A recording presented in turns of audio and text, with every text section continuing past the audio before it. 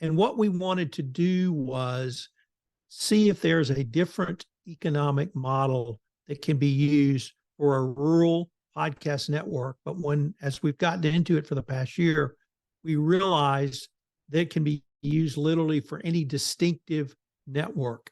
So our closest town is San Antonio, Texas, or our closest city, I should say, is San Antonio. So you could use the same model for a San Antonio podcast network.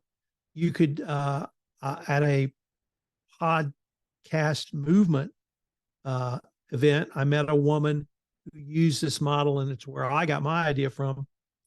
She had one block in Brooklyn that she had a podcast network around, and it was all businesses, but they were consumer-facing business. So it can work in a wide variety of geographic models.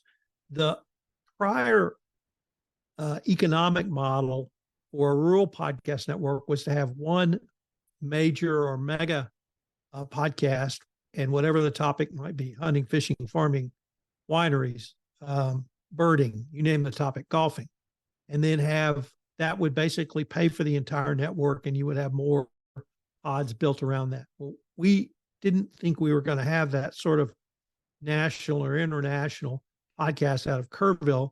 So what we decided was to try something different. So as Andrew said, we founded this in October 2022. We started with 3 shows.